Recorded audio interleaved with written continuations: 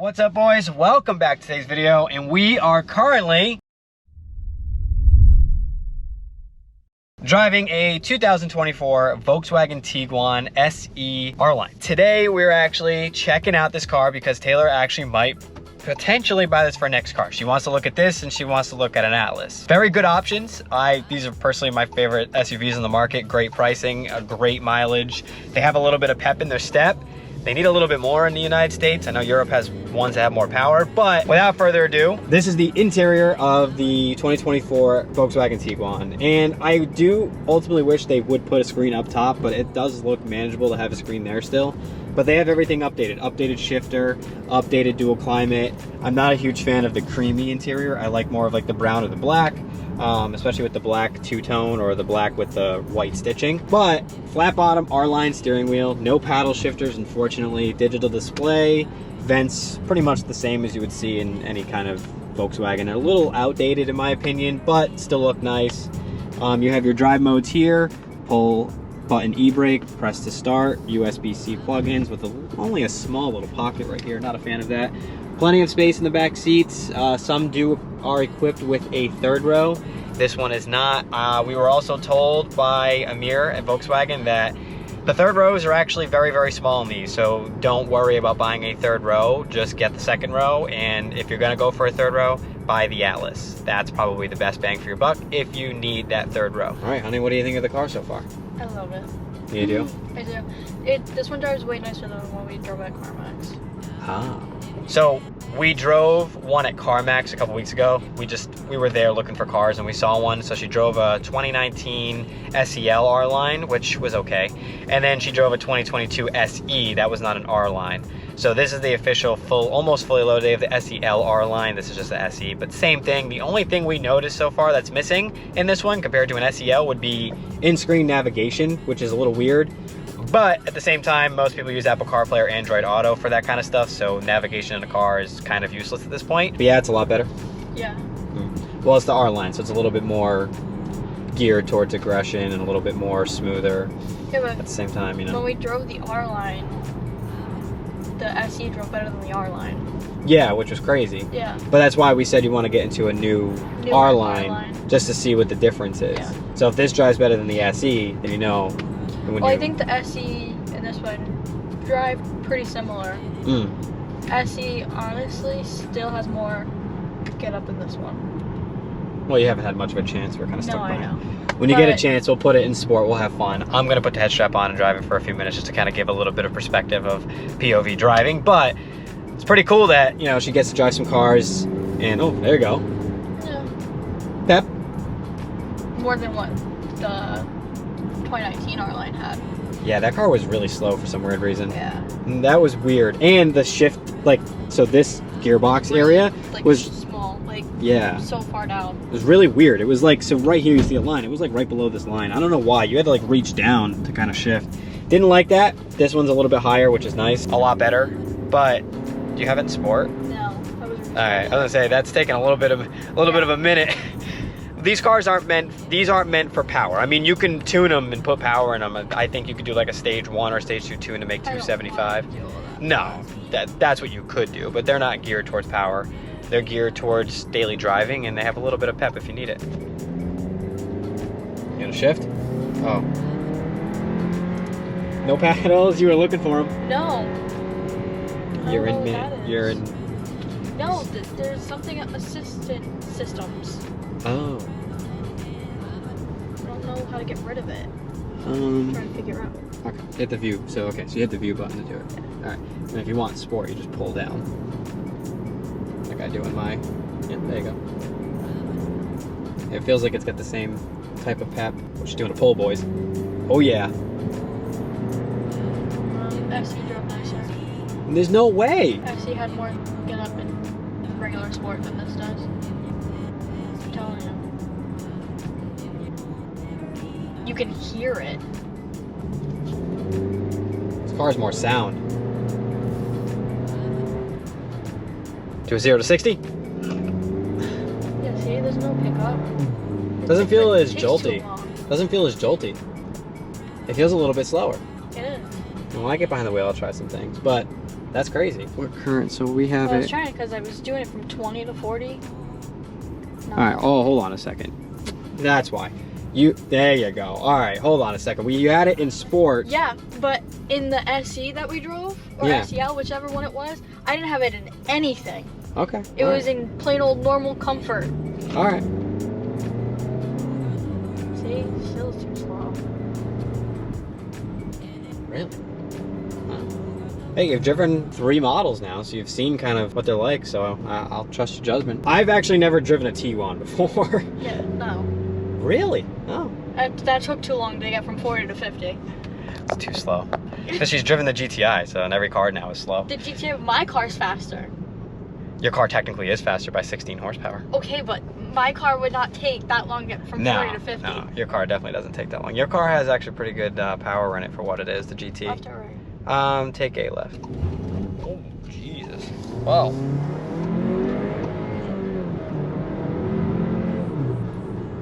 What?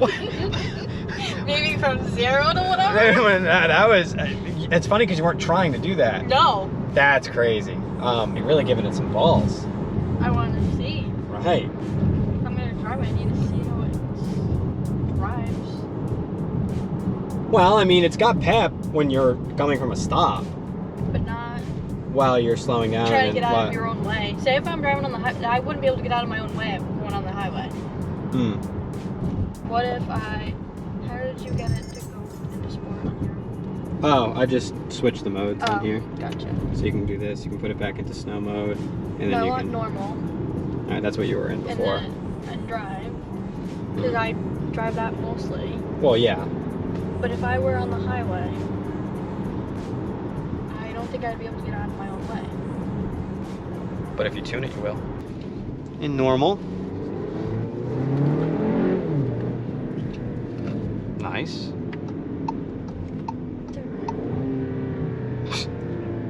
Engine just sounds like a typical 4-cylinder.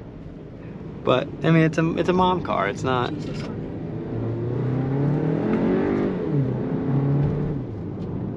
Not bad. I mean, it shifts well. It's not anything special. I mean, it's not a performance car, so I don't expect it to be anything special.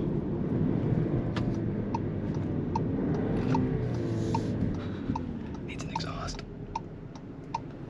Courtyard Marriott. Oh, I have to go this way. Look at that. Oh, didn't see that car. Oh, that second gear feels like it's lagging. It's all right, let's see. Let's go into, oh, green. We'll go into sport, manual.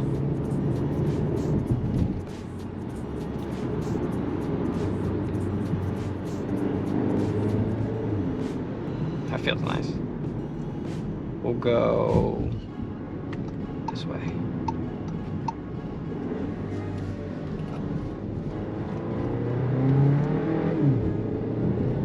Oh yeah. That's third gear jolty. Yeah, I don't like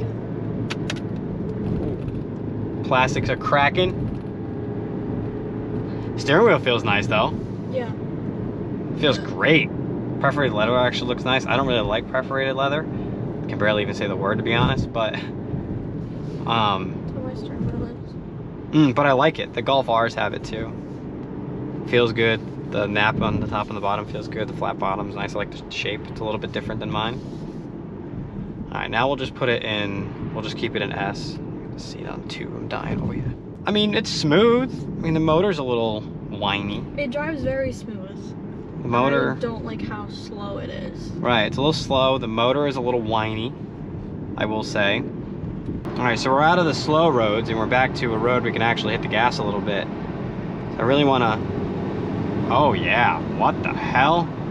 I mean, it's tough to review it like that because this is a, you know, one of those daily driver cars. It's not meant to have power, so you can't really critique it all that much, but any dad out there or mom out there that's looking for a little bit of pep, this car, the SER line at least, doesn't really feel like it has it. And I'm just in drive sport. If I put it in sport, it has pep and it's jolty, but it's not like... If I were to bring this on the highway... And you're switching lanes and you hit the gas. I don't think I could get out of my own way, never Right. mind someone else's. Right. And you need that. And it's dangerous not to have that. Yeah, because if you don't even feel it now, if you step on it a little bit, it's taking forever to go. And then it goes. Like, it's because it's a 2.0 Once turbo. it's going, but it takes a little bit to get there. It's a 2.0 factory turbo, so you have a lot of turbo lag. Is there a stop sign right here? No. Oh, I'm just gonna go. Okay, I don't know. There is a stop sign right here, though. But yeah, it's a 2.0 turbo factory with a heavier car than what like a GTI would be. So the reason why it feels a little laggier and slower is because of that. You know, that's why this car tuned would feel better, but most people don't tune this thing. Most people are just buying it to daily drive it. So you have to expect that you're gonna have turbo lag in a car like this because the motor is smaller and the car is bigger and heavier. That's just what happens.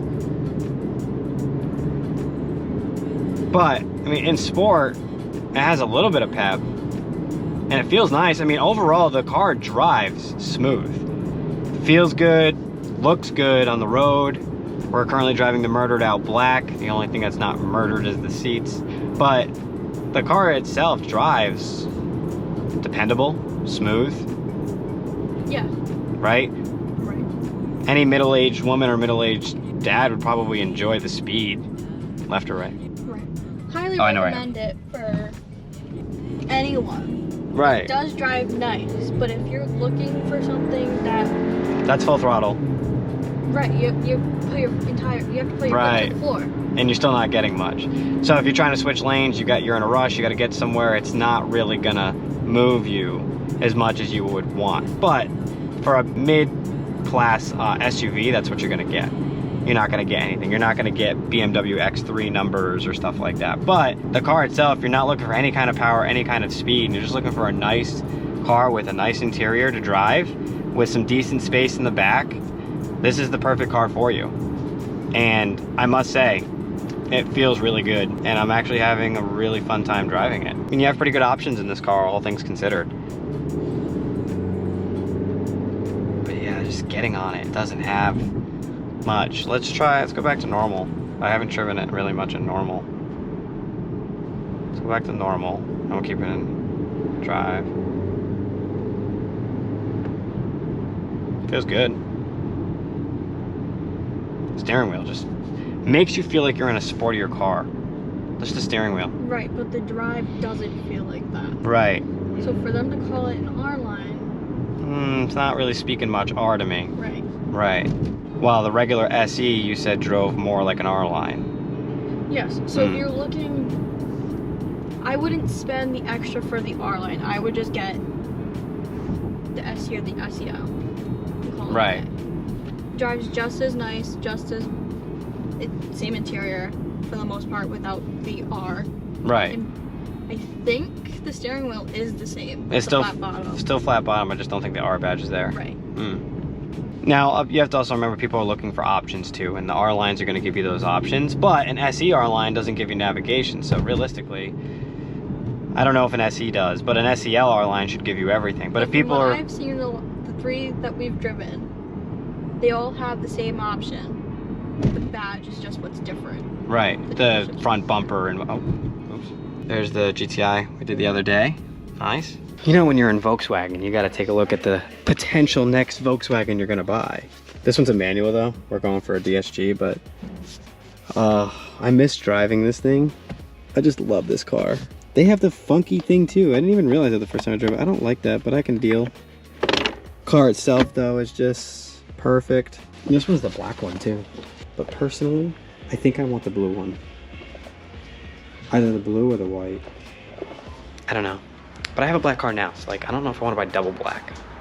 I feel like I'd rather buy a blue or go back to a white. I don't know, haven't decided yet. So this is the blacked out one that we just drove. I mean, it's nice. I do really like the wheels. I really like the black. I like the R-line looks. Like I think the R-line looks menacing. The problem is, it doesn't drive as good as apparently, according to Taylor, the SE. So this is the white one, which I really like too. I like the white with the black. There was one in the showroom that I can't show you guys because it's sold. That one was the SEL R line. It was white with black rims and a cinnamon brown interior, and it was stunning. That one was cool. This interior, not as much of a fan of, but I mean, it's a clean car. I mean, for an SE R-Line, I mean, it's got the R-Line options, and it's got the look that you'll, you know, essentially want if you want that menacing look on the road. And I must say, the red R-Line looks really good too, and I'm not red, and I don't think this is an R-Line actually. Yeah, it is. It is an R-Line. I think it's an SE. But I like the red. I don't know why. I don't like red, but I like it. I mean, they have a lot of Tiguans. They have another one right here. I believe they have an SEL somewhere.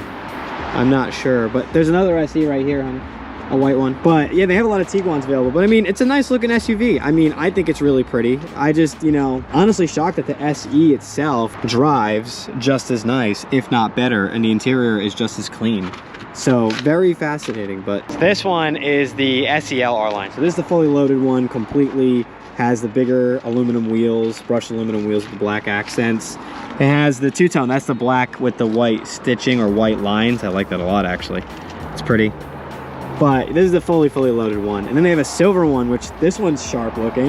Another one back there, a couple more back there. And here's another R. See, I like the black, but even outside, I don't know if I'd buy a black. I think I'd still buy either a white or a blue. I have the black now and I'm not, oh my God, honey, there's way more over here too. We need to head count of how many Tiguans are at this dealership. So this is the new Atlas. We drove the SEL R-Line a couple months ago, and this is the new Atlas. I actually really like it. This is the Cross Sport SEL. Take a look on the inside. Oh yeah, they got the new screen. Yeah, I forgot that the new Atlases have a newer screen. I'm gonna let them know that that's open though. This is SEL R-Line. That one we drove, that one's sick. And they have a Mark 8 GTI, which I really like the white with the black. This one's clean. I like the wheels. This one is a manual and it has the plaid seats, which I will forever hate those plaid seats. I'm sorry. I'm not a GTI guy, unfortunately. I don't like the plaid seats, but I've never been a fan of them. They're cool because they're vintage, but I've never been a fan. Like, to own one. I do appreciate when someone has one, but I don't know. I don't think I could ever own one with the plaid. I gotta have the leather. It's just my thing. They have this white one's nice. This is the Atlas Cross Sport SEL R-Line.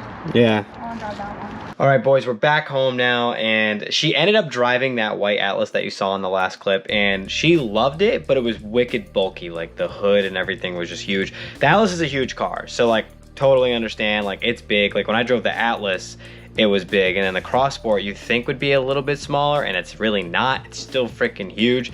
But Taylor decided she is still thinking of a Tiguan SE, and she wants to test drive the new Nissan Rogue.